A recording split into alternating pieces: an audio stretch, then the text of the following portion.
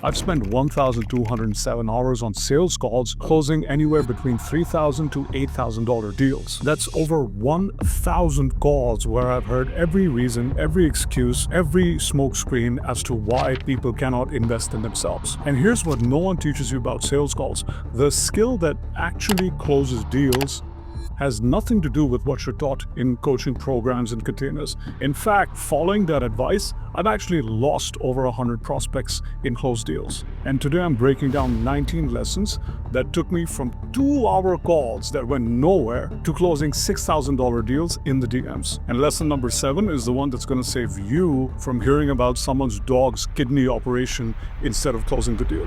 Let's get into it. Lesson number 1. Your first 100 calls are your roughest and they are your MBA. This is where I learned what to say, but more importantly, when to say it. And here's what really helped. I literally read questions off a document I had open to the side of my computer. And it was rough, it was weird, it was awkward, but it also kept me from going off on tangents or rambling, and it also helped me stop the other person from going off on tangents and rambling. But here's the thing about a script. It's not going to help you from the biggest time wasters on sales calls. And that brings us to lesson number 2. Coffee chats are a business killer. I once spent 2 hours, in fact more than 2 hours, on a call that went absolutely nowhere. Forget the sale. This didn't even establish a need for a sale. It's just 2 hours that I'm never going to get back. And here's the psychological deal with coffee chats. They signal to the other person that you're free, you have spare time, and you have no business, and you're available at their beck and call. Now, I get that you might be doing market research and you might be doing coffee chats. So here's what I do and what I recommend. Instead of saying, hey, I'm up for a coffee chat, offer something in exchange. People believe, respect, and value transactional behavior. So instead of saying, I'm looking to interview 5 women who are looking to lose weight, offer something in return. I'm looking for 30 minutes of your time, and in exchange, I'll give you a checklist, a training, a meditation, a cheat sheet, or something that they actually truly value. Because when you give something for free with no structure, people subconsciously devalue you. And when it comes to discovery calls, I'm not really a huge fan of discovery calls unless the frame has really been set about here's the frame, here's the agenda, here's what we're going to talk about. Even with a structured agenda, I was still showing up with the wrong energy. That brings us to lesson number 3. Your pre-call routine determines your energy. Now, I'll be honest.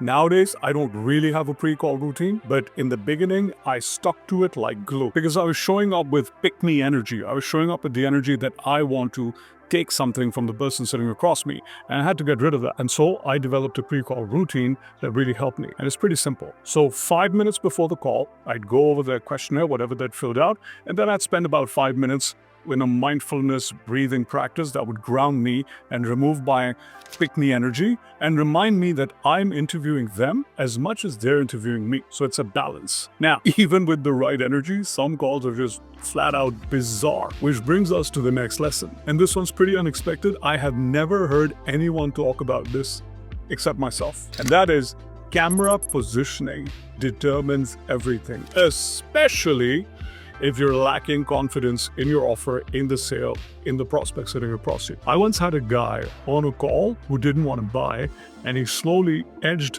off the camera completely. And then when he thought he was out of the frame, he reached out and he clicked the end call button. True story, I can't make this up. This taught me something really important about camera angle and dynamics. I was using my laptop camera, and so I was looking down at the guy. There's 2 positions for the camera angle that you want to remember based on your level of confidence. If you are naturally confident, you might actually come across as intimidating to the client, and they will try to avoid you or ghost you. And so what you want to do if you're naturally confident is don't look down at the camera. So you want the camera to be above you, either at eye level like the camera is right now or above you. Now, if you lack confidence, like most people, especially people starting out, you want the camera slightly below eye level so you actually look down at the person. And this gives you a more confident, better, more assertive feeling. If you like, you can even stand up and look down at the camera. So this really, really helps. Small adjustments, massive impact. Which brings us to lesson number 5. Reschedule distracted prospects. I once had a hypnotherapist in Switzerland on a call with me during her lunch break. And she's on a phone and she's walking around Switzerland through the streets looking for a sandwich, buying a sandwich while I'm trying to sell to her and and convince her on buying my service. And clearly that call went nowhere. And so if they're driving, eating, busy with something, reschedule the call. Do not attempt to give them and explain to them the value of your program when they're half present. Now, even if they're fully present, if you don't do the next thing, you will lose control of the call. And lesson number 6 is framing matters and sets the tone for the rest of the call. You want to set it in the first 2 minutes. I've heard everything on sales calls, from the dog's kidneys operation, how their grandma is feeling, to geopolitical situation and climate control, this, that, and the other. And so if you want to avoid their entire story being discussed before you even book the call or while you're on the call, set the frame. And so what I normally do is the moment I start a call, I'll say, hey, good to have you on the call. As discussed, today we're talking about your problem, where you're at. Let me try and see if I can understand where you're at and see if I can help you. If I can help you, I'll share with you what working with me looks like, and then you can decide if you want to be part of it or not. Sound good? And people say yes. What this subconsciously does is sets the expectation as to why both of us are here and what we're looking to achieve. Now, even with a clear frame, people will go off on tangents. And that's where lesson number 7 comes in. You have to learn pattern interrupts. They matter. If they're going off on a tangent, you have to know how to politely, gently, but firmly bring them back to the point. So if people are going on and on and on about their trauma or some journey they were on or their spouse, you want to be like, hey, I really appreciate you sharing that. Can we get back to the point that we were talking about? Or if you want to be politer, you can say something along the lines of, hey, thank you so much. That sounds pretty intense. I'm having trouble understanding how that's related to what we were talking about. Can you help me understand that? And so these are polite, soft nudges to people to get back on point. Now, pattern interrupts are amazing, but the next lesson is what completely shifted the way I look at sales calls. That brings us to lesson number 8. You have to understand that the entire reason they're on the call with you is that they already want to buy. Otherwise, they would not have booked a call with you. They don't need convincing. They don't need a cheerleader. They don't need motivation. They just need understanding and belief that they can achieve the outcome they want with your help. Your job is not to sell them at all. Your job is not to close them. Your job is to clearly showcase to them how they can succeed with your help. The moment they see themselves succeeding, you really don't need to say anything. They will buy from you. And this brings us to the most common and one of the biggest mistakes people make that I used to make a lot, which is lesson number 9. Don't try to blow people's minds. Only aim to let people feel seen, heard, and understood. Because here's the deal. I was taught to give them an aha, mind-blowing moment on the call and impress them and overwhelm them with emotions so they buy from me. Now, this created an intense amount of pressure on me because I'd be trying to over-relate, I'd be trying to overshare, I'd be trying to think of sound bites that I could drop on the call to make them go, wow, this is amazing. But in reality, all I needed to do was focus on the person sitting across me and listen carefully to what they were saying. Because here's the thing, you can either focus on how you're coming across, so you can either be in your head, which I was, thinking about how I'm coming across, how I'm impressing them, am I relating, or you can just sit back, relax, and just focus 100% on the person sitting across you. So instead of trying to sound clever, you want to sound very clear. Now, speaking of clarity, the next lesson is a mistake I made that has cost me over 100 clients. And lesson number 10 is never, ever, ever coach people without permission. I get it. We want to help. We want to serve. We want to change the world. The problem is unsolicited advice is not valued and it lands on deaf ears. And it makes us look like we're more desperate to help them than they are willing to change their circumstances and the situation. The right way to do this is resist the urge. Ask smarter questions. Let them conclude the fact that they want to invest in themselves. That's how you earn the right to work with others, and it makes you an incredible coach as well. Now, here's a paradox that's confused me for years, and this is lesson number 11, which is you need to stay logical while your prospect is buying with emotion. Now, we understand that everyone buys based off of emotion, and they retrospectively rationalize why they bought it logically. But Just because people buy from emotion doesn't mean you need to get emotional on the call. The more logical and matter-of-fact you remain while the other person is making up their mind, the more you hold space for them and allow them to come to the conclusion that they want to come to. The steadier your presence, the more grounded the conversation is. And when eventually objections come up, and they will, the next lesson is going to be a game changer for you. And no one's quite ever explained it to me this way. Lesson number 12. Objection handling is literally common sense. This used to be such a roller coaster ride for me. I try my level best to handle objections and rationalize and convince and explain. You really don't need any of that. And here's the thing that really changed everything for me.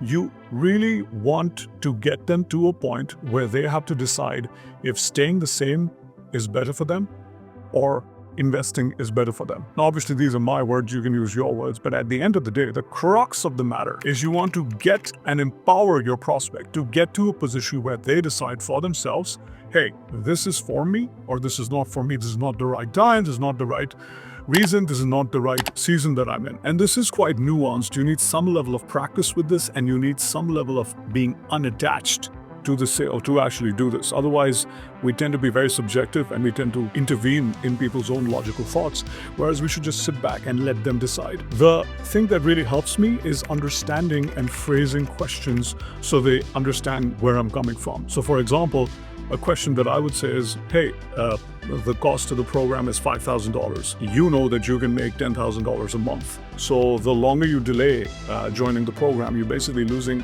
$10,000 a month, but you're keeping you're gaining safety. Now, what's more important for you? Is the safety and the security more important for you because it'll stress you out and then you won't be able to function? Or is making the more money more important for you? And I'm fine either way. And here's the trick. You have to be fine either way too. I've had people who are suffering from panic attacks and anxiety and bleeding tell me that they'd rather spend the money on their marriage than fixing their anxiety. Now, at the time, it blew my mind, but I had to be okay with letting them be that way. I've had people tell me the same thing for money. I've had people tell me, I know I can make 30K. I know it's possible for me. I want it bad enough. And then also tell me, but my wife wants to go on a vacation, so I'm going to spend the money there. And I'm like, do you want it? Like literally, do you want to make the 30K or do you want to spend the money on the vacation? And they're like, I want to spend the money on the vacation. I'm like, sounds good, all the best. This is where a lot of people go wrong, a lot of sales trainers go wrong. They're like, you have to force them to understand that they need the money more than the vacation. No. You really don't need to do. The moment you go into that territory, you start convincing people. You start emotionally manipulating people. You started pulling all sorts of weird shit that maybe you've had people pull with you and you've hated it. And that's the thing to steer clear of. You want it to be an objective, almost logical, mathematical conversation about, hey, do you want this or this? And you have to be okay either way, which is the hard part. Now, speaking of the hard part, you can still lose the sale if you don't do the next thing. And this brings us to lesson number 13, which is how to hold space for people and embrace silence. Here's a couple of things I've learned. Be friendly, but don't overshare. Don't over-relate. Listen to them carefully, but don't complete their sentences. Don't volunteer unnecessary information. Because you're not here to make friends. You are here as a professional to listen in a friendly manner to someone seeking your services. And it's best if you keep that in mind. So learn to hold space, learn to be okay with awkward silences. Some of my best closes have been after 10, 15, even 30-second silences where the prospect is having a roller coaster in their mind and then they're figuring things out and they're like, yep, I'm in, let's go. What really helps me is my belief that at least my prospects are high agency, self-led, intelligent, smart people. And so I don't need to hold their hand to help them decide. I just need to hold space and allow them to come to their own conclusions. I'm fine either way. Now, you can hold space for them, but some people will still hit you with bullshit objections. Which brings us to lesson 14, which is how to call out BS objections politely. So I used to, once upon a time, say, I totally understand, I completely understand, to absolute crap BS objections. And my prospects could feel my inauthenticity. They could feel that I was holding back. It's kind of weird, but they could feel. The game changer for me was repeating what they were saying to me in a way that they could see and understand what they were actually saying to me. So I would literally take their words, like the guy, for example, who said he wanted to go on vacation, his wife wanted to go on vacation. I told him, dude, so you've told me that for 3 years you've been trying to do this thing and you really desperately need to make the money. But on the other hand, your wife wants to go on vacation. So help me understand why you would let go of 3 years of being unable to make money and opt for going on vacation with your wife. That's how you repeat someone's questions back to them. So in a very logical manner, you can say, help me understand. You can say, let's dig a little deeper. I don't quite understand. What you're trying to show to them is that your mind is unable to comprehend what's coming out of their mouth, the things they're saying to you. And here's what I've learned with this. This is not a Jedi mind trick or a trick question if done properly.